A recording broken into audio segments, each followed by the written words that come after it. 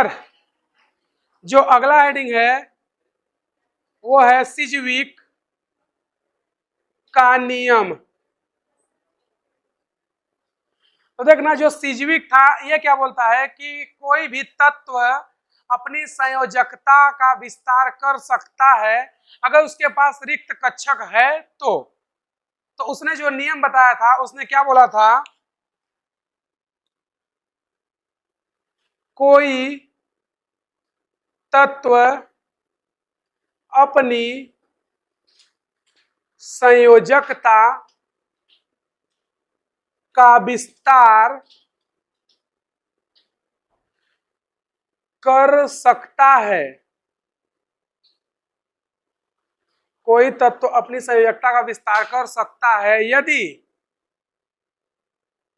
उसके पास रिक्त कक्षक उपस्थित है। उसके पास रिक्त कक्षक उपस्थित है। अब इसका एग्जाम्पल देखते हैं कैसे ये पॉसिबल है। तो देखना हमने तुम लोगों को शुरू में बताया था बेरिलियम के बारे में, या बोरॉन को ही ले लेते हैं। तो ये है बोरॉन, परमाणु क्रमांक 5, इलेक्ट्रॉनिक विन्यास 1s2 2s2 2p1। तो हमने बोला था हमको केवल आउटर सेल से मतलब होता है, क्योंकि आउटर सेल में जो इलेक्ट्रॉन होते हैं वही उनकी क्या होती है, वैलेंसी। तो हमने क्या किया, ये बना दिया s को 2s और ये कौन है 2p।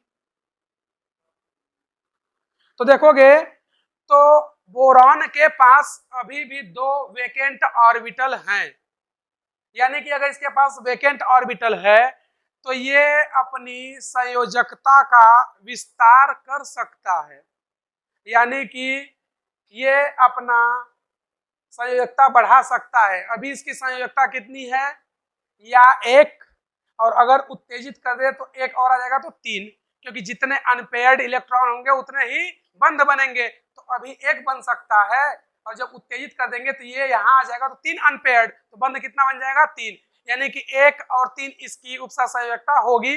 लेकिन अभी इसके पास रिक्त कक्षक है, तो अगर हम लोग इसको ले जाए कहाँ, ये कौन है ग्राउंड स्टेट या मूल अवस्था, इसको ले जाते हैं एक्साइटेशन स्टेट फर्स्ट या उत्तेजित अवस्था प्रथम में। तो यहाँ पर 1 इलेक्ट्रॉन और यहाँ पर 2 इलेक्ट्रॉन, अभी भी एक रिक्त कक्षक है। तो अभी देखोगे तो इसकी संयोजकता कितनी है 3, और यहाँ पे कितनी है 1। तो यहाँ पर अभी रिक्त कक्षक बचा है, यानी कि ये अपनी संयोजकता का विस्तार कर सकता है क्योंकि इसके पास रिक्त कक्षक है। तो हम लोग क्या करते हैं कि यहाँ पर तीनों पर कौन आया था, फ्लोरीन। मान लेते हैं कि यहाँ पर कौन आया है, फ्लोरीन, ठीक है।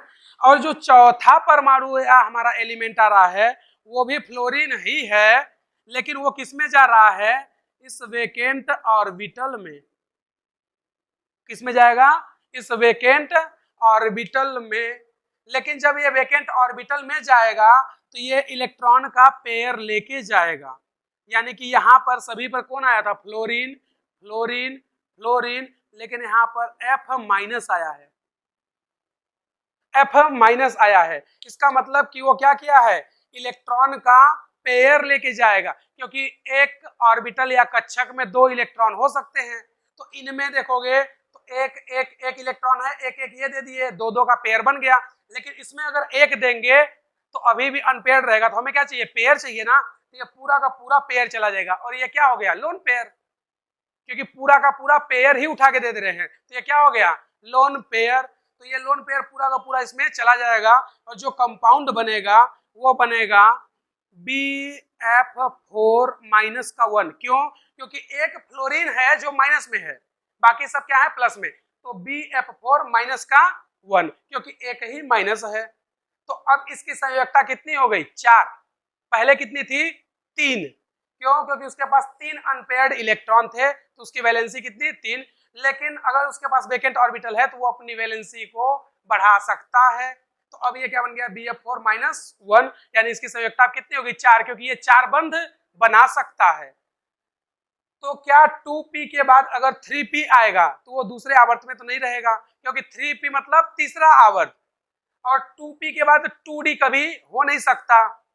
2p के बाद कभी 2d हो ही नहीं सकता, क्योंकि जो d ऑर्बिटल होता है या d कक्षक होता है वो हमेशा स्टार्ट ही कब होता है, तीसरे आवर्त से। ठीक है, तीसरे आवर्त से स्टार्ट होता है। लेकिन जो हमारा बोरॉन है ये कहाँ का है, दूसरे आवर्त का। तो दूसरे आवर्त में संयोजकता कितना बढ़ा सकते हैं, मैक्सिमम 4, क्योंकि इसके बाद आ जाएगा डी कक्षक, और डी में जो होते हैं डी यहाँ पर एब्सेंट होगा, यानी कि अगर हम लोग 2d लिख भी दे तो ये पॉसिबल ही नहीं है। जब डी पॉसिबल नहीं है तो लास्ट क्या है हमारे पास 2p, और 2p है तो किसी भी द्वितीय आवर्त के तत्व का अधिकतम संयोजकता 4 हो सकता है। अधिकतम संयोजकता कितनी होगी, 4, और वो 4 कब होगी, जब यस और पी के पूरे ऑर्बिटल भरे हों। भाई एक यस का ले लिए 3p का तो कितना हो गया, 4। तो अधिकतम दूसरे आवर्त के तत्वों की वैलेंसी या संयोजकता 4 हो सकती है। कितना हो सकती है, 4। अब देखोगे यहाँ पर तो हमने फ्लोरीन माइनस को लेके आया है और ये पूरा का पूरा लोन पेयर दे रहा है। क्या दे रहा है, लोन पेयर। हिंदी में क्या बोलते हैं, एकांकी युग्म। क्या बोलते हैं, एकांकी युग्म। तो जो पूरा का पूरा लोन पेयर दे रहा है, तो जो लोन पेयर दाता होता है या जो लोन पेयर डोनेट करता है उसको बोलते हैं लुईस बेस या लुईस क्षार। यानी कि यहाँ पर जो फ्लोरीन है ये क्या हो गया, लुईस बेस। क्या हो गया, लुईस बेस या लुईस क्षार, लुईस क्षार। तो जो लोन पेयर दाता होते हैं वो सभी क्या होते हैं, लुईस क्षार। और ग्रहण कौन कर रहा है, बोरॉन। तो बोरॉन क्या हो जाएगा, बोरॉन हो जाएगा लुईस एसिड। क्या हो जाएगा, लुईस एसिड। यानी कि lone pair acceptor Lewis acid होते हैं और lone pair donor Lewis base होते हैं। यानी जो लोन पेयर को दान करेगा वो क्या होगा, लुईस क्षार, और जो लोन पेयर को ग्रहण करेगा वो क्या होगा, लुईस अम्ल। क्या होगा, लुईस अम्ल। तो द्वितीय आवर्त के तत्वों की अधिकतम संयोजकता कितनी हो सकती है, 4, क्योंकि उसके बाद उनके पास वैकेंट ऑर्बिटल होता ही नहीं है, क्योंकि दूसरे आवर्त में डी कक्षक कभी नहीं होगा। तो इनकी बैलेंसी अब इससे अधिक नहीं हो सकती। समझे। अगर हम लोग बात करें तीसरे आवर्त के तत्वों की, जैसे sodium, magnesium, aluminium, silicon, phosphorus, sulphur और क्लोरीन जैसे तत्वों की, तो अगर उनको देखोगे तो एक एग्जांपल लेकर के देखते हैं। जैसे हमने ले लिया तीसरे आवर्त में फास्फोरस को, किसको ले लिया, फास्फोरस को, परमाणु क्रमांक 15, 1s2 2s2 2p6 3s2 3p3। ठीक है, तो ये इसका क्या हो गया, आउटर सेल या बाह्यतम कोष। तो इसकी वैलेंसी कितनी है, अभी 5। ये अपनी वैलेंसी बढ़ा सकता है, क्यों, क्योंकि अभी 3s है 3p है, यहाँ पर 3d भी आ सकता है। 3d में इलेक्ट्रॉन भले 0 हैं लेकिन 3d तो होता है ना, क्योंकि तीसरे आवर्त में 3d आ सकता है, क्योंकि डी कक्षक जो है तीसरे आवर्त में स्टार्ट हो जाएंगे। तो यहाँ से 3d आ जाएगा, 3d आ जाएगा, लेकिन इलेक्ट्रॉन कितने हैं, 0, यानी इसके पास वैकेंट ऑर्बिटल है। और अगर वैकेंट ऑर्बिटल है तो ये अपनी वैलेंसी को बढ़ा सकता है। अभी इसकी कितनी होगी वैलेंसी, 5, क्योंकि इसके पास इलेक्ट्रॉन कितने हैं, 5। तो देखना, अगर हम लोग इसके आउटर सेल की बात करें तो ये इसका आउटर सेल, ये कौन है, 3s जिसमें 2 इलेक्ट्रॉन, और ये कौन है, 3p। तो देखोगे अभी इसकी वैलेंसी कितनी, 3, यानी ये 3 बंद बना सकता है, जैसे PCl3। हम लोग ले गए इसको कहाँ, ये था ग्राउंड स्टेट। अगर हम लोग ले जाए इसको एक्साइटेशन स्टेट फर्स्ट में, तो अब इसकी वैलेंसी कितनी हो जाएगी, 5। कितनी हो जाएगी, 5। क्यों, क्योंकि ये अब 5 बंद बना सकता है। तो अब इसके पास अनपेयर्ड इलेक्ट्रॉन कितने हो गए, 5। तो जब अनपेयर्ड इलेक्ट्रॉन या अयुग्मित इलेक्ट्रॉन 5 हो गए तो इसके बंद कितने बनेंगे, 5। और एग्जाम्पल में हमने इसका बताया था PCl5। क्या बताया था, PCl5। तो ये तो ग्राउंड स्टेट में बना, ये एक्साइटेशन स्टेट फर्स्ट में बना। अब उसके बाद अगर हम लोग देखें तो ये और कितने बंध बना सकता है, बोलो। अभी इसके पास वेकेंट ऑर्बिटल है, अगर वेकेंट ऑर्बिटल है तो ये और बंध भी बना सकता है, मतलब अपनी वैलेंसी का विस्तार कर सकता है। तो इसके पास अभी वेकेंट डी ऑर्बिटल है और इस वेकेंट डी में अपने इलेक्ट्रॉन को रख सकता है, यानी जो भी इलेक्ट्रॉन डोनेट करेगा उनको इसमें रख सकता है। तो इसकी वैलेंसी अभी आगे भी इंक्रीज हो सकती है। तो सीजीबी यही बोलता है कि कोई भी तत्व अपनी वैलेंसी को बढ़ा सकता है अगर उसके पास वेकेंट ऑर्बिटल है तो।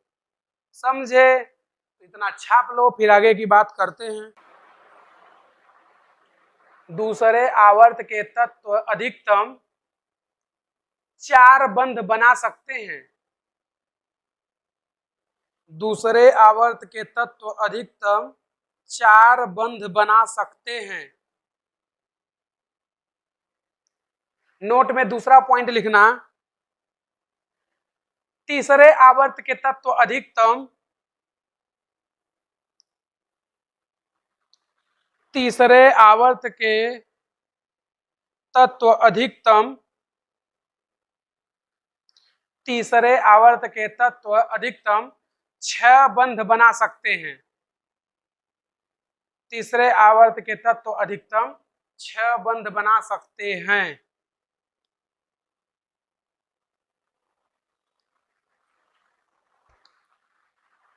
लिख चुके?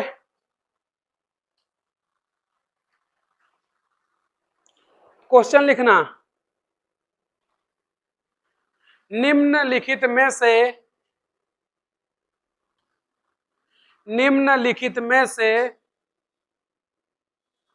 किस यौगिक का अस्तित्व संभव है? निम्नलिखित में से किस यौगिक का अस्तित्व संभव है?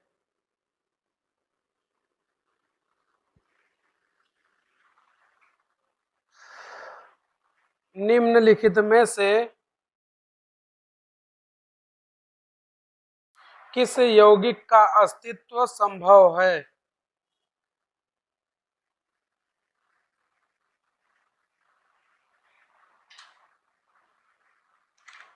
लिखे? तो देखना जो क्वेश्चन है उसमें पहला क्या, BeF2 प्लस 2F माइनस से बन रहा है BeF4 माइनस का 2। दूसरा है BeCl2 प्लस 2Cl माइनस और इससे बन रहा है BeCl4 माइनस का 2। तीसरा है PCl3 plus PCl5 plus 3Cl minus से बन रहा है PCl8 माइनस का 3। फोर्थ नंबर है SF6 प्लस 2F माइनस से बन रहा है SF8 माइनस का 2। Fifth number AlCl3 plus 3Cl minus और इससे बन रहा है AlCl6 माइनस का 3। सिक्स नंबर है PF4 प्लस 2F माइनस और इससे बन रहा है PF6 minus 2।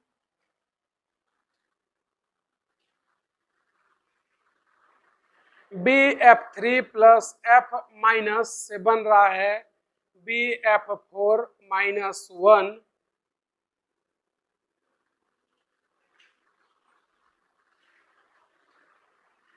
AlCl3 plus 5Cl minus से बन रहा है AlCl8 minus 5। SF4 plus 2F minus से बन रहा है SF6 माइनस का 2 और CF4 प्लस 2F माइनस से बन रहा है CF6 माइनस का 2।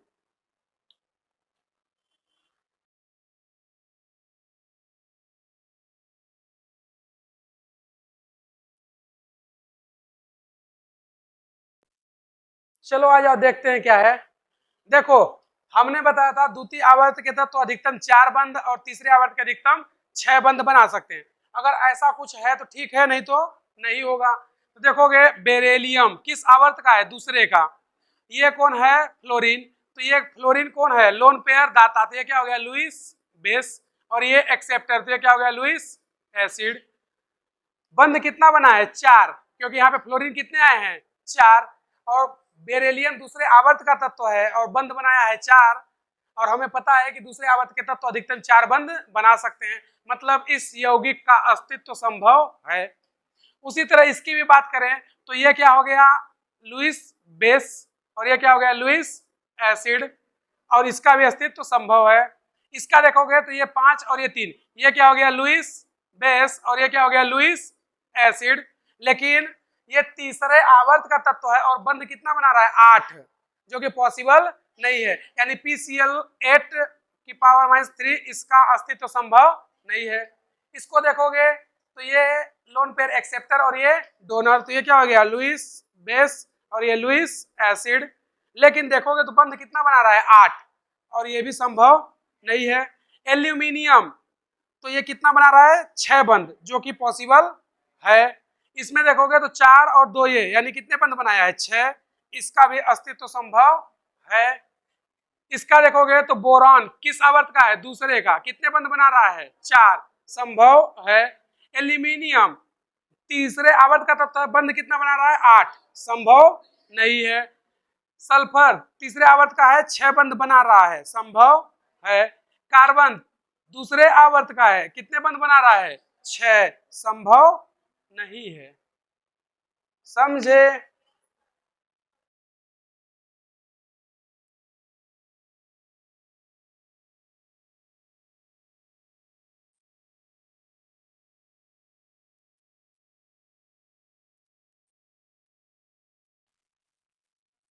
तो केमिकल बॉन्ड या रासायनिक बंध की परिभाषा लिख लेना। 2 या 2 से अधिक, 2 या 2 से अधिक परमाणुओं के मध्य वह बल,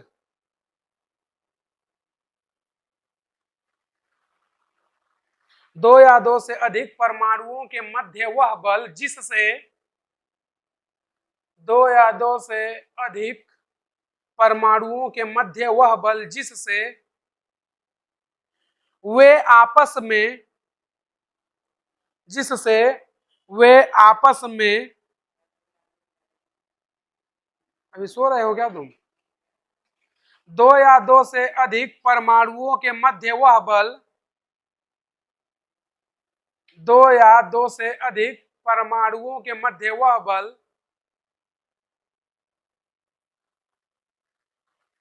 जिससे वे आपस में बंधित होकर स्थायी अणु का निर्माण करते हैं, आपस में बंधित होकर स्थायी अणु का निर्माण करते हैं, रासायनिक बंध कहलाते हैं। रासायनिक बंध कहलाते हैं।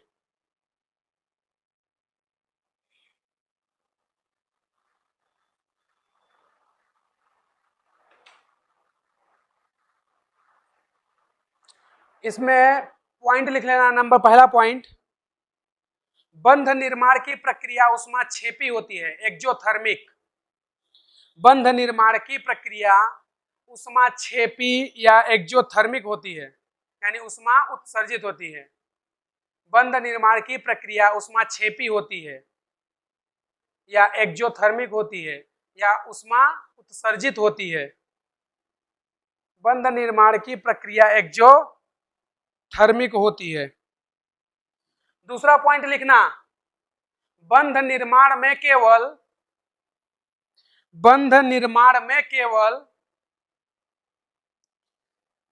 बाह्यतम कोश के इलेक्ट्रॉन भाग लेते हैं। बंध निर्माण में केवल बाह्यतम कोश के इलेक्ट्रॉन भाग लेते हैं। बंध निर्माण में केवल बाह्यतम कोश के इलेक्ट्रॉन भाग लेते हैं। तीसरा पॉइंट, बंध निर्माण में आंतरिक कोश के इलेक्ट्रॉन भाग नहीं लेते हैं। बंध निर्माण में आंतरिक कोश के इलेक्ट्रॉन भाग नहीं लेते हैं।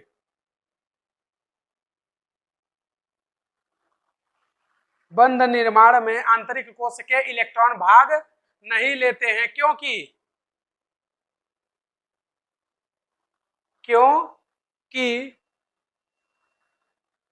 यह कोश नाभिक के बहुत नजदीक या पास होता है। क्योंकि यह कोश नाभिक के बहुत नजदीक या पास होता है। क्योंकि यह कोश नाभिक के बहुत नजदीक या पास होता है।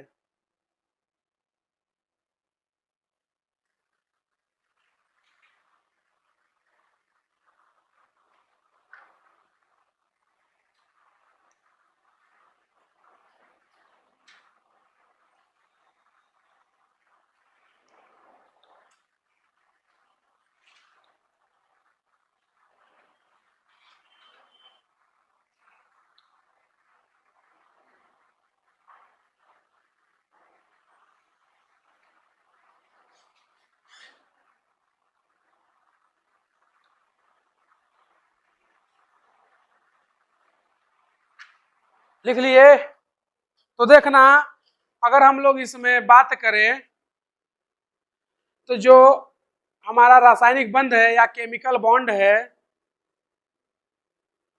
केमिकल बॉन्ड या रासायनिक बंध, ये दो प्रकार का होगा।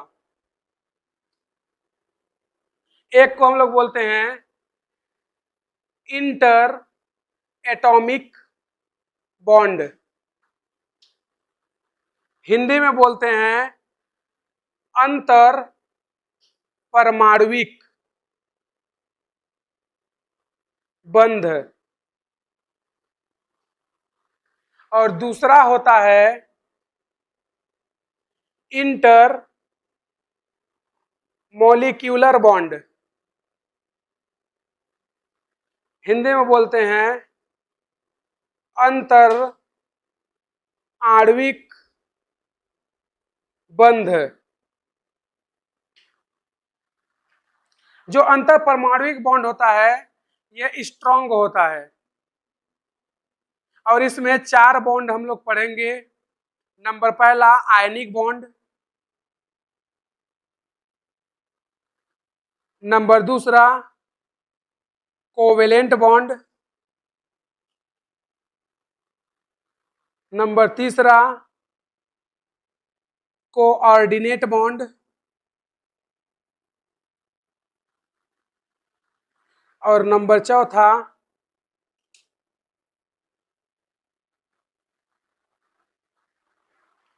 Metallic bond.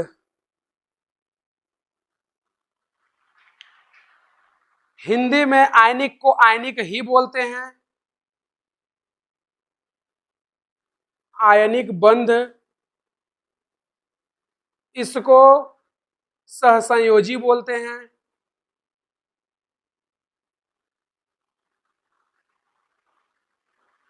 इसको उप सहसंयोजी बोलते हैं।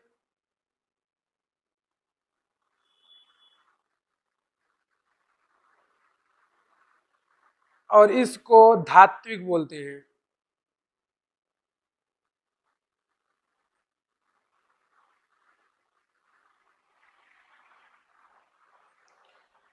और अगर हम लोग इसकी बात करें तो ये वीक बॉन्ड होता है, और इसमें हम लोग पढ़ेंगे एच बॉन्ड। एच बॉन्ड को क्या बोलते हो, हाइड्रोजन बंध।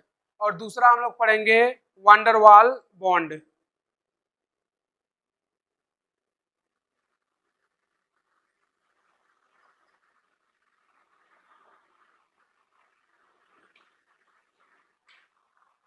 तो ये है केमिकल बॉन्ड या रासायनिक बंध या बंध के प्रकार। निम्न ऊर्जा, निम्न ऊर्जा का मतलब है स्टेबिलिटी से,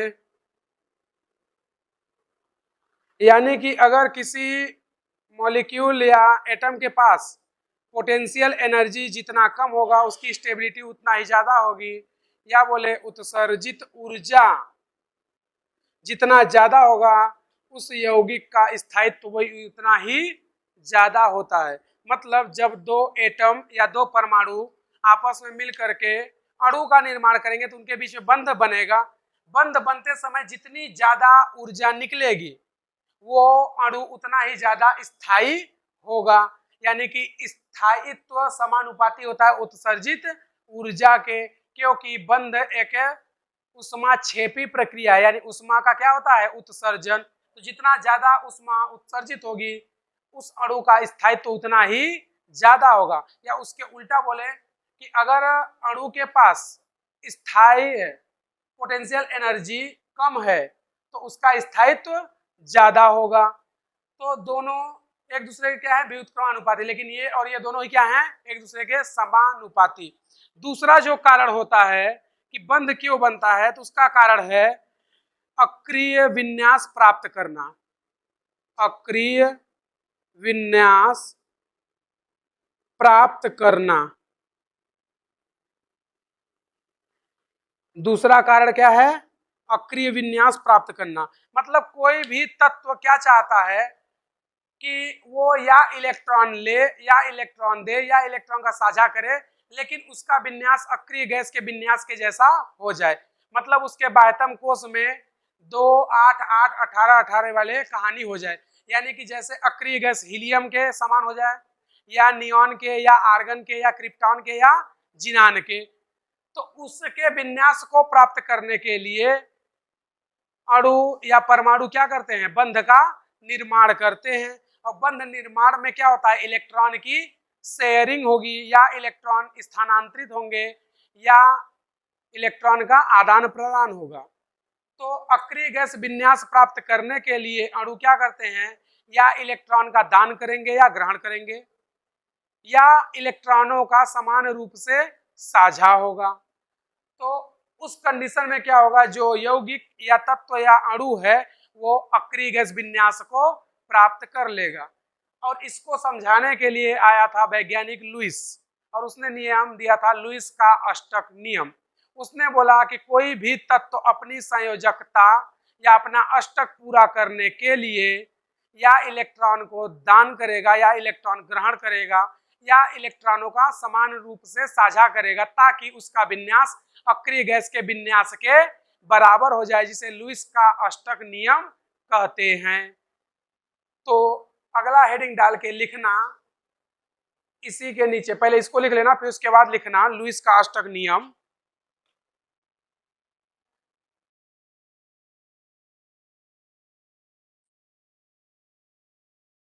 लुईस का अष्टक नियम।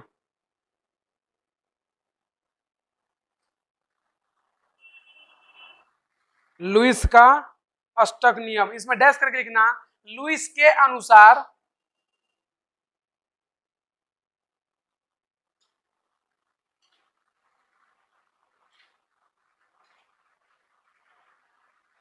लुईस के अनुसार तत्व अपने बाह्यतम कोश में, लुईस के अनुसार तत्व अपने बाह्यतम कोश में, लुईस के अनुसार तत्व अपने बाह्यतम कोश में 8 इलेक्ट्रॉन पूरा करना चाहता है।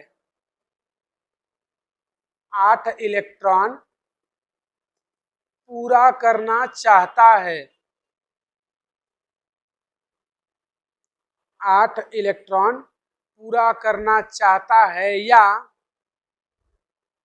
अपने नजदीकी नोबल गैस का विन्यास या अपने नजदीकी नोबल गैस का विन्यास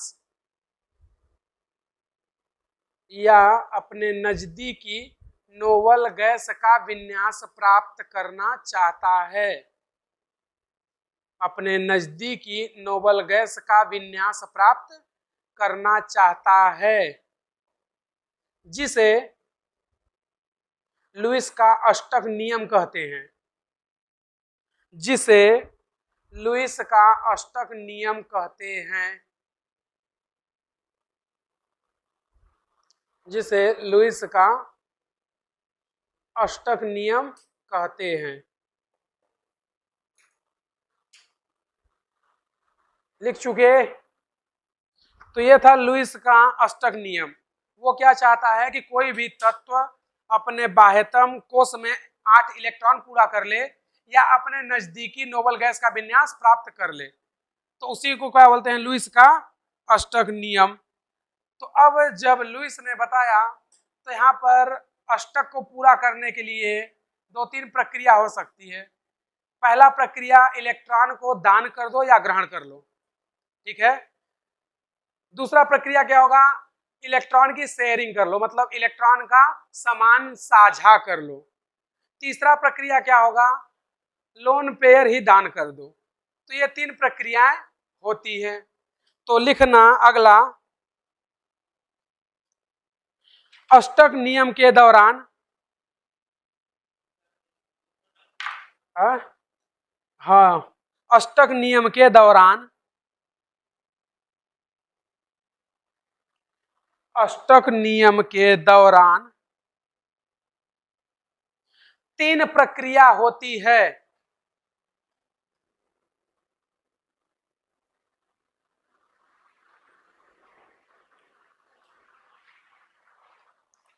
अष्टक नियम के अनुसार 3 प्रक्रिया होती है। नंबर फर्स्ट, इलेक्ट्रॉन का पूर्ण स्थानांतरण।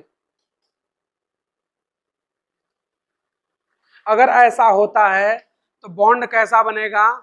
Ionic bond. दूसरा क्या हो सकता है? इलेक्ट्रॉन का इक्वल शेयरिंग। हिंदी में बोल सकते हो समान साझा।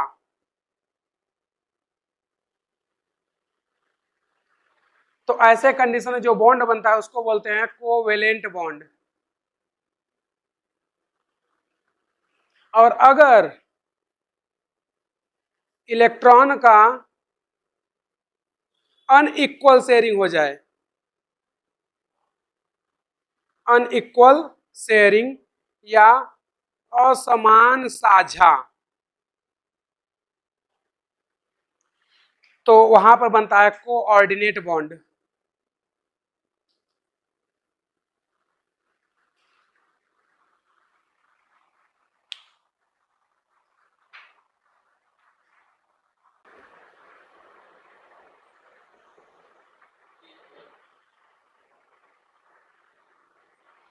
जब धातु से अधातु की ओर इलेक्ट्रॉन का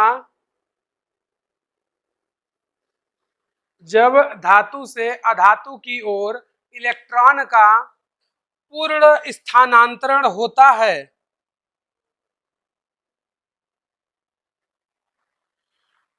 जब धातु से अधातु की ओर इलेक्ट्रॉन का पूर्ण स्थानांतरण होता है,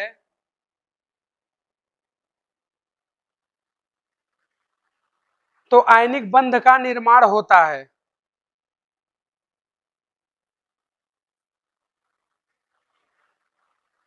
आयनिक बंध का निर्माण होता है।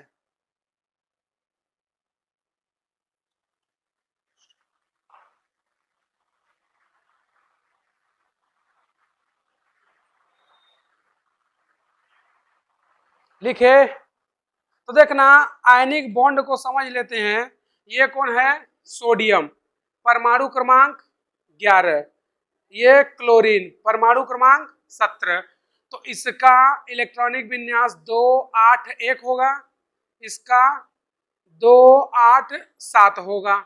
तो देखोगे तो बंध निर्माण में हमेशा बाह्यतम कोश के इलेक्ट्रॉन भाग लेते हैं।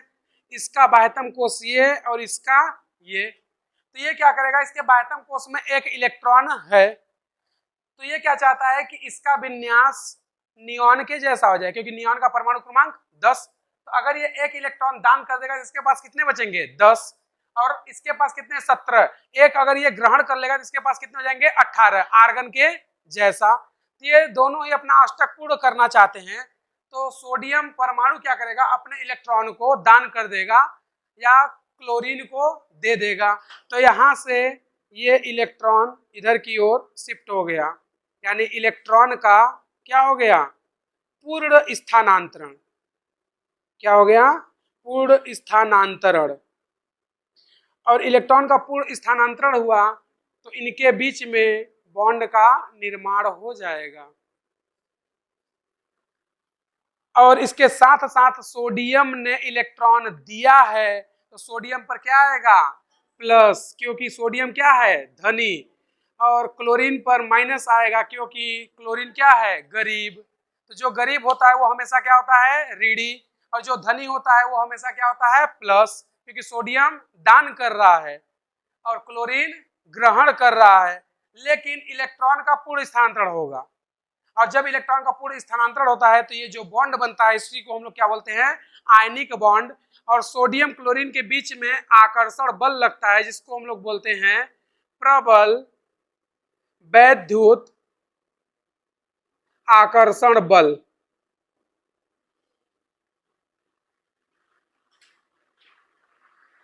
तो ये जो इनके बीच में बल लग रहा है, वैद्युत आकर्षण बल, इस बल के कारण जो आयनिक यौगिक होते हैं वो क्रिस्टलीय ठोस होते हैं। कैसे होंगे, क्रिस्टलीय ठोस। आयनिक यौगिक प्रबल वैद्युत आकर्षण बल के कारण क्रिस्टलीय ठोस होते हैं। कैसा होगा, क्रिस्टलीय ठोस होता है। अगर हम लोग इसमें दूसरे पॉइंट की बात करें तो ये क्रिस्टलीय ठोस होने के कारण इसकी ना तो कोई ज्यामिति होगी और ना ही ये कोई समावयवता प्रदर्शित करेगा। तो जो आयनिक यौगिक होते हैं, आयनिक यौगिक समावयवता व ज्यामिति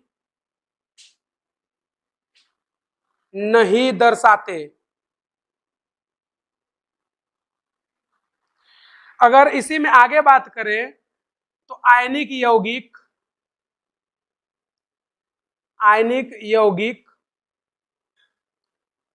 का एमपी व बीपी उच्च होता है। तो ये सब आयनिक यौगिकों के लक्षण हैं। यानी कि जो आयनिक यौगिक होगा इनमें ये स्ट्रॉन्ग फोर्स के कारण ये कैसा होगा, क्रिस्टलीय ठोस होगा।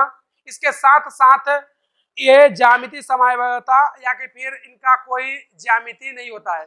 जैसे अमोनिया का पढ़ते हो तो अमोनिया का आकार कैसा, पिरामिड शेप, पानी का आकार कैसा, उल्टा भी शेप, ये सब पढ़ते हो। इनका कोई आकार नहीं होता, यानी कि इनकी कोई भी ज्यामिति या कोई संरचना नहीं होगी। उसके साथ साथ इनका गलनांक और क्वथनांक, एमपी मतलब मेल्टिंग पॉइंट और बीपी मतलब बॉइलिंग पॉइंट, हिंदी में बोलते हैं गलनांक व क्वथनांक, ये दोनों ही क्या होंगे, उच्च होंगे। सबसे ज्यादा गलनांक और क्वथनांक आयनिक यौगिकों का ही होता है। कारण क्या है, क्योंकि उनके मध्य में प्रबल वैद्युत आकर्षण बल पाया जाता है। समझे, तो ये हो गया आयनिक यौगिक और उनके कुछ लक्षण।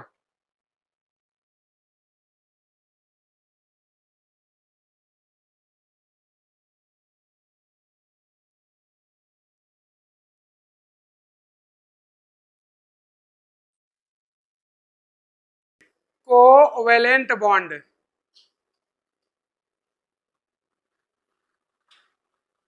हिंदी में क्या बोलेंगे?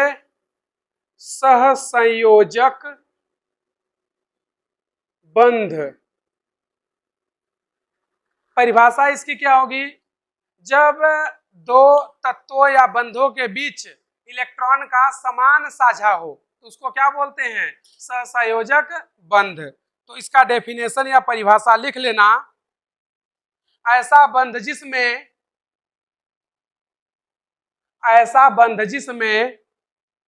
इलेक्ट्रॉन का समान रूप से साझा होता है, इलेक्ट्रॉन का समान रूप से साझा होता है, ऐसा बंध जिसमें इलेक्ट्रॉन का समान रूप से साझा होता है, ऐसा बंध जिसमें इलेक्ट्रॉन का समान रूप से साझा होता है सहसंयोजक बंध कहलाता है, सहसंयोजक बंध कहलाता है।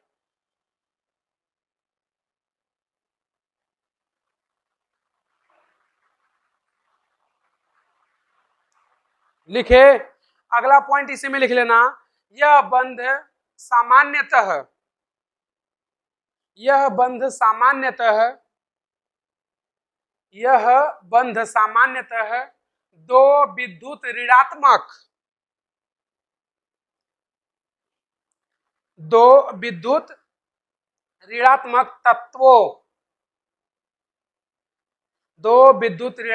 तत्वों ब्रैकेट में लिख लेना अधातु, ब्रैकेट में लिख लेना अधातु, ब्रैकेट बंद, के मध्य पाया जाता है, के मध्य पाया जाता है।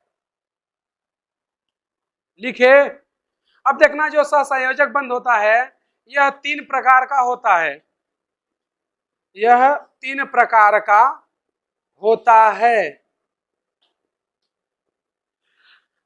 अब देखना जो पहला टाइप होता है उसको हम लोग बोलते हैं सिंगल बॉन्ड। क्या बोलते हैं? सिंगल बॉन्ड, या हिंदी में बोलते हैं एकल बंध। तो अगर सिंगल बॉन्ड की बात करें तो हमारे पास कौन है? ये हाइड्रोजन, और इसके पास एक इलेक्ट्रॉन, ये है दूसरा हाइड्रोजन, इसके पास भी एक इलेक्ट्रॉन। दोनों क्या करेंगे? इलेक्ट्रॉन का समान साझा कर देंगे, यानी कि एक इलेक्ट्रॉन ये शेयरिंग करेगा तो एक इलेक्ट्रॉन ये शेयरिंग करेगा, और इनके बीच में क्या बन जाएगा? बॉन्ड। तो एक बॉन्ड में कितने इलेक्ट्रॉन होते हैं? 2 इलेक्ट्रॉन। तो यहाँ पर देखोगे तो दोनों ही हाइड्रोजन की संयुक्ता या अष्टक पूर्ण हो गया है, इसके पास भी 2 और इसके पास भी 2।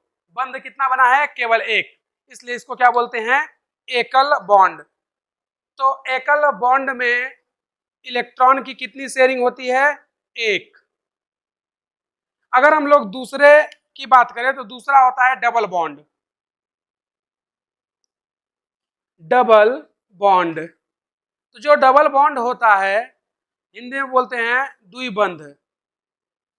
तो डबल बॉन्ड में 2 इलेक्ट्रॉन की शेयरिंग होगी, जैसे ऑक्सीजन और ये दूसरा ऑक्सीजन। ऑक्सीजन के आउटर सेल में कितने इलेक्ट्रॉन? 6 इलेक्ट्रॉन।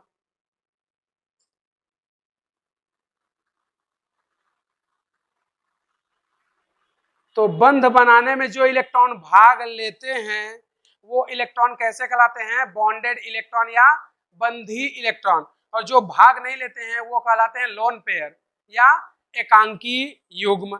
तो इसमें देखोगे तुम लोग तो इसके पास कितने इलेक्ट्रॉन हैं? 6। अष्टक पूरा करने के लिए कितना चाहिए?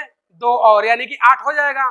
तो 6 है, 2 इससे शेयर कर लेगा तो इसका अष्टक पूर्ण हो गया। उसी तरह इसके पास कितना है? 6, इसको 2 चाहिए तो ये 2 इधर से शेयरिंग कर लेगा तो इसका भी अष्टक पूर्ण हो गया। शेयर कितने हो रहे हैं? 2 इलेक्ट्रॉन, तो बॉन्ड भी कितना बनेगा? 2। तो 2 बॉन्ड मतलब 4 इलेक्ट्रॉन, 2 बॉन्ड का मतलब 4 इलेक्ट्रॉन। अगला जो होता है थर्ड टाइप,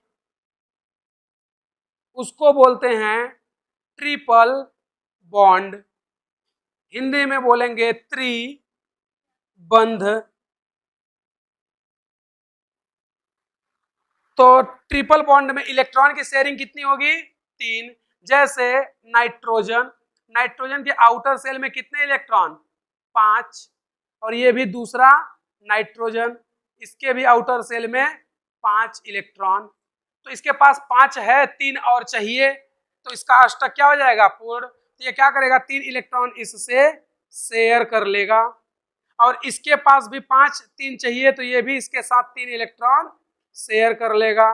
तो शेयरिंग कितने इलेक्ट्रॉन का हो रहा है? 3 का। तो बॉन्ड कैसा होगा? ट्रिपल। एक बॉन्ड में 2 इलेक्ट्रॉन, तो 3 बंध में 6 इलेक्ट्रॉन। समझे कि नहीं समझे? छाप लो। जब दो तत्वों के मध्य इलेक्ट्रॉन का असमान साझा या असमान वितरण, इलेक्ट्रॉन का असमान साझा या असमान वितरण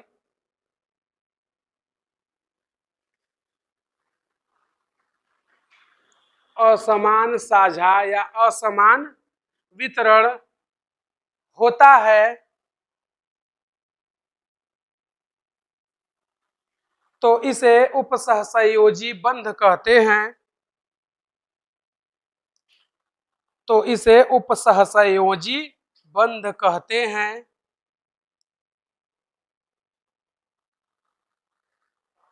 जिसमें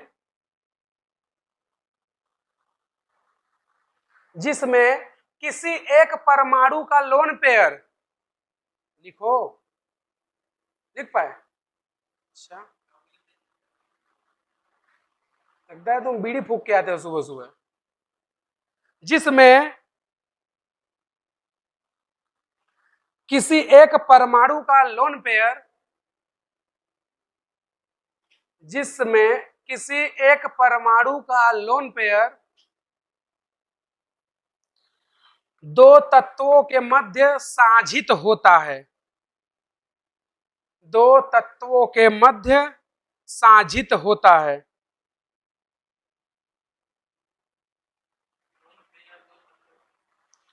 लोन पेयर दो तत्वों के मध्य साझित होता है।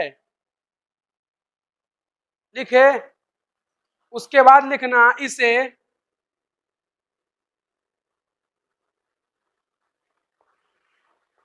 तीर, इसे तीर या एरो से व्यक्त करते हैं।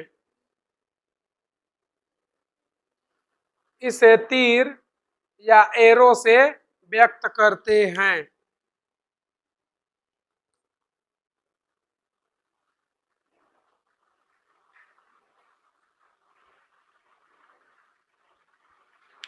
लिखे? तो देखना उपसहसंयोजी बंध होता क्या है। ऑक्सीजन है, ये ऑक्सीजन के बाह्यतम कोश में कितने इलेक्ट्रॉन? 6। और सल्फर भी उसी फैमिली का है, तो इसके भी बाह्यतम कोश में कितने इलेक्ट्रॉन? 6। और इसके पास भी 6 इलेक्ट्रॉन। तो देखना इसके पास 6 इलेक्ट्रॉन है, ये क्या चाहेगा? अपना अष्टक पूर्ण करना। तो कितने इलेक्ट्रॉन की कमी है? 2 की। तो ये क्या करेगा? 2 इलेक्ट्रॉन सल्फर से शेयर कर लेता है, तो इसका अष्टक पूर्ण। तो सल्फर को भी तो 2 इलेक्ट्रॉन चाहिए, तो ये क्या करेगा? इधर से शेयर कर लिया। यानी कि यहाँ पर सल्फर और ऑक्सीजन दोनों का ऑक्टेट या अष्टक पूर्ण हो गया, लेकिन इस ऑक्सीजन का अष्टक पूर्ण नहीं हुआ है। तो ये क्या करेगा? जो सल्फर होता है अपना पूरा का पूरा लोन पेयर उठा करके इसको दे देता है। लोन पेयर मतलब इलेक्ट्रॉनों का युग्म, या जो बंध निर्माण में भाग नहीं लेते। तो यहाँ पर 6 था, 2 इसने दे दिया, तो इसके पास कितने हो गए? 8। तो यहाँ पर देखोगे तो सल्फर परमाणु का लोन पेयर सल्फर और ऑक्सीजन के बीच में शेयर हो रहा है। तो यही तो बोला था कि इसमें किसी एक परमाणु का लोन पेयर दो तत्वों के मध्य साझित होता है, जिसे एरो से दर्शाते हैं। इसको देखोगे तो यहाँ पर 2 इलेक्ट्रॉन की शेयरिंग हुई है, इसलिए यहाँ पे डबल बॉन्ड, और यहाँ पर ये पूरा का पूरा लोन पेयर दे दिया है, इसलिए ये एरो। तो यहाँ पर देखोगे तो ये जो बॉन्ड है ये डबल बॉन्ड है। ये कैसा है? Double bond. लेकिन ये डबल बॉन्ड में भी कौन सा बॉन्ड है? कोवेलेंट। कैसा है? कोवेलेंट। कैसे पता चला? क्योंकि यहाँ पर इलेक्ट्रॉन का इक्वल शेयरिंग हुआ है, लेकिन यहाँ पर पूरा का पूरा लोन पेयर ही दे दिया गया, इसलिए ये क्या है, कोऑर्डिनेट बॉन्ड। क्या है, कोऑर्डिनेट बॉन्ड या उपसहसंयोजी बंध। तो जो उपसहसंयोजी बंध होते हैं उनको हम लोग तीर से रिप्रेजेंट करते हैं। ये तीर क्या बता रहा है कि यहाँ पे एक लोन पेयर था जो कि पूरा का पूरा उठा करके किसको दे दिया गया, ऑक्सीजन को। समझे, तो उपसहसंयोजी बंध को एरो से प्रदर्शित करते हैं। तो इसमें सहसंयोजी बंध और उपसहसंयोजी बंध दोनों है। इसका मतलब हम लोग बोल सकते हैं कि उपसहसंयोजी बंध बिना सहसंयोजी बंध के कभी हो ही नहीं सकता। ये लोन पेयर कब दान करेगा, जब उसके पास अष्टक पूर्ण हो जाएगा तब। इसका मतलब कि उपसहसंयोजी बंध होने के लिए आवश्यक क्या है कि उसके पास पहले सहसंयोजी बंध होना चाहिए। तो हम लोग बोल सकते हैं कि उपसहसंयोजी बंध बिना सहसंयोजी बंध के संभव नहीं है। समझे कि नहीं समझे, इसको छाप लो, उसके बाद लास्ट में नोट लिख लेना एक ठो।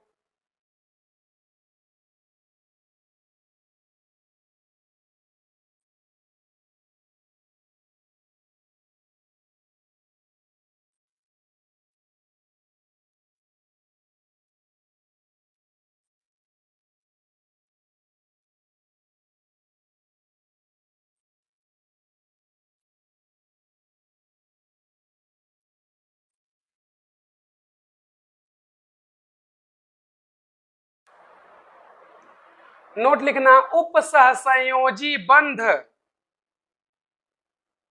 उपसहसंयोजी बंध बिना, उपसहसंयोजी बंध बिना सहसंयोजी बंध के संभव नहीं है। उपसहसंयोजी बंध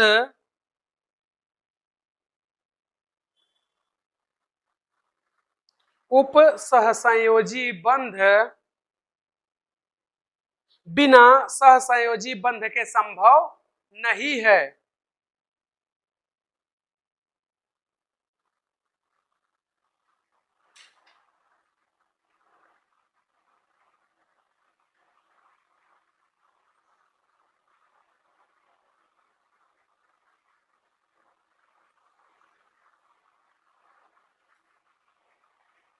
लिख चुके हैं।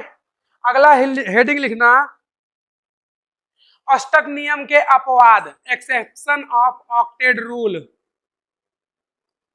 अष्टक नियम के अपवाद, एक्सेप्शन ऑफ ऑक्टेट रूल।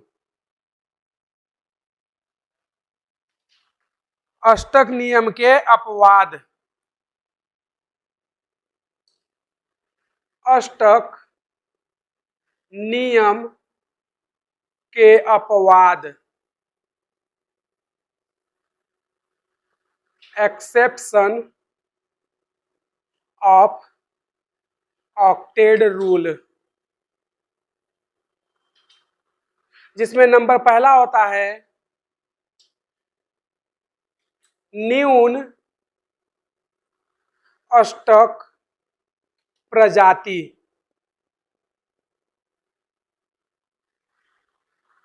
इसका मतलब क्या होता है, इसका मतलब होता है जिसमें 8 से कम इलेक्ट्रॉन हो। भाई 8 से अगर कम है तो न्यून, 8 से ज्यादा है तो अधिक। तो 8 से कम है तो इसको क्या बोलेंगे, न्यून अष्टक प्रजातियां, मतलब ऐसी प्रजाति जिसमें 8 से कम इलेक्ट्रॉन होते हैं वो सभी क्या होंगे, अष्टक न्यून प्रजातियां। अगर हम लोग इसके एग्जाम्पल की बात करें तो इसका एग्जाम्पल देखना, BeH2, BeCl2, BeF2, BH3, B2H6, AlCl3, BF3, BBr3, BCl3, ETC। इन सभी में देखोगे तो इलेक्ट्रॉन 8 से कम है। यानी कि ये क्या हो गया, अस्टर्क नियम के अपवाद, लेकिन फिर भी बंध बना रहे हैं। तो देखना इनमें है इलेक्ट्रॉन कितना, तो देखोगे तो इलेक्ट्रॉन पहचानने का दो तरीका है। यहाँ पर कितने बंध बन रहे हैं, दो बंध, क्योंकि हाइड्रोजन कितना है, दो, तो दो बंध मतलब 4 इलेक्ट्रॉन। तो इस यौगिक में कितने इलेक्ट्रॉन है, 4। यहाँ पर कितने क्लोरीन है, दो, दो बंध मतलब 4 इलेक्ट्रॉन। यहाँ पर फ्लोरीन कितने बंध बना रहा है, दो, दो बंध मतलब 4 इलेक्ट्रॉन। यहाँ पर 3, तो 3 बंध मतलब 6 इलेक्ट्रॉन, 8 से तो कम ही है। यहाँ पर देखोगे तो 6 मतलब 12, क्योंकि 6 बंध में 12 इलेक्ट्रॉन, तो 6 में 12 है, लेकिन इधर भी 2 है। तो अगर 6 में 12 है तो 2 को उससे डिवाइड करो तो 1 को कितना मिलेगा, 6 ही ना मिलेगा। तो ये और ये सेम ही है, बस हुआ क्या है, ये एकलक है और ये द्विलक, यानी ये मोनोमर और ये डाइमर। भाई इसमें 2 का मल्टीप्लाई कर देते हैं, क्या हो जाएगा, B2H6। तो इसमें भी इलेक्ट्रॉन की कमी है, क्योंकि 2 के पास 12 है तो 1 के पास कितना बचेगा, 6। इसके पास चलो तो इसके पास 3 बंध, क्योंकि क्लोरीन कितना है, 3, तो 3 बंध मतलब 6 इलेक्ट्रॉन। इसके पास भी 3 बंध मतलब 6 इलेक्ट्रॉन, 3 बंध मतलब 6 इलेक्ट्रॉन, 3 बंध मतलब 6 इलेक्ट्रॉन। तो ये जितनी प्रजातियां हैं इन सभी के पास कितने हैं, 4 इलेक्ट्रॉन। चेक कैसे करोगे, जितना बंध उसका डबल इलेक्ट्रॉन। तो पता कैसे चलेगा, यहाँ पर 2 बंध है, क्योंकि हाइड्रोजन कितना है, 2, तो बंध भी कितना होगा, 2, तो इलेक्ट्रॉन कितना होंगे, डबल। यहाँ पर क्लोरीन 2, तो बंध कितना, 2, तो इलेक्ट्रॉन कितने होंगे, 4। तो जितना बंध होता है उतने ही अणु या परमाणु होते हैं, लेकिन उसका डबल क्या होता है, इलेक्ट्रॉन। और इन सभी की बात करें तो इन सभी में कितने इलेक्ट्रॉन हैं, 6 इलेक्ट्रॉन। तो ये यही तो बोलता है जिसमें 8 से कम इलेक्ट्रॉन हो वो सब क्या होते हैं, न्यून अष्टक प्रजातियां, मतलब इनमें अष्टक से कम इलेक्ट्रॉन है। लेकिन फिर भी इन यौगिकों का अस्तित्व होता है, ये यौगिक प्रकृति में पाए जाते हैं। जबकि लुईस क्या बोलता था कि अष्टक पूरा होना चाहिए तभी तत्व का निर्माण होगा या बंध का निर्माण होगा, जबकि ऐसा नहीं होता है।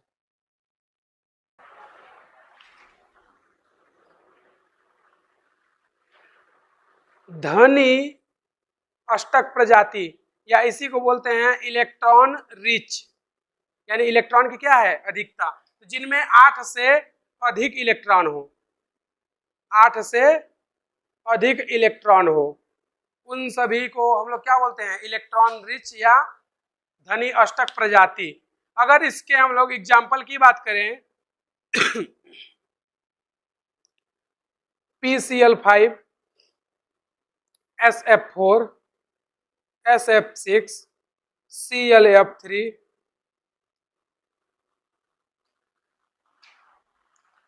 P2O5, XeF2, F4, F6, XeF2, XeF4, XeF6। अगर इनमें देखोगे तो इलेक्ट्रॉन जो है 8 काउंट करेंगे तो देखना इसके पास कितना, 5, यानी 10 इलेक्ट्रॉन। तो इसके पास इलेक्ट्रॉन कितने हो गए, 10 इलेक्ट्रॉन। इसके पास 4 यानी 8 इलेक्ट्रॉन, लेकिन ये क्या बोला है, 8 से अधिक होना चाहिए और इसमें आ कितना रहा है, 8। तो हमारा हो गया कॉन्सेप्ट गड़बड़। तो अब हम लोग क्या करेंगे, सीधा सा हम लोग याद रखेंगे कि जो भी तत्व रहेगा उसके संयोजी कोष में चेक करेंगे कितने इलेक्ट्रॉन हैं और प्लस ये कितने हैं, यानी संयोजी कोष का इलेक्ट्रॉन और जितना बाह्यतम तत्व का नंबर है उनको ऐड कर देंगे, आ जाएगा हमारे पास इलेक्ट्रॉन की संख्या। जैसे इसके बाह्यतम कोष में कितने इलेक्ट्रॉन होते हैं, 5, क्योंकि ये वर्ग 15 का तत्व है और 5 ये कितना हो गया, 10। इसके बाह्यतम कोष में कितना होता है, 6 और 4 क्या है, फ्लोरीन। तो इलेक्ट्रॉन टोटल कितने हो गए, 10। तो इसके पास भी कितने इलेक्ट्रॉन, 10 इलेक्ट्रॉन। इसके पास 6 और 6 ये कितना हो गया, 12 इलेक्ट्रॉन। इसके पास बाह्यतम कोष में 7 और ये 3 कितना हो गया, 10 इलेक्ट्रॉन। जिनान के बाह्यतम कोष में कितने इलेक्ट्रॉन, 8 और 2 फ्लोरीन का कितने हो गए, 10 इलेक्ट्रॉन। जिनान के बाह्यतम कोष में 8 और 4 फ्लोरीन का कितना हो गया, 12 इलेक्ट्रॉन। जिनान का 8, 6 फ्लोरीन का कितना 14 इलेक्ट्रॉन। तो संयोजी कोष का इलेक्ट्रॉन तथा जितने परमाणु संयोग हुए हैं उनको टोटल कर देंगे तो इलेक्ट्रॉन की संख्या निकल जाएगी, समझे। तो इन सभी में इलेक्ट्रॉन 8 से ज्यादा है, इसलिए क्या होते हैं इलेक्ट्रॉन रिच या इलेक्ट्रॉन धनी प्रजाति या धनी अष्टक प्रजाति, यानी कि अष्टक से भी ज्यादा इलेक्ट्रॉन ये लोग अपने पास रखते हैं।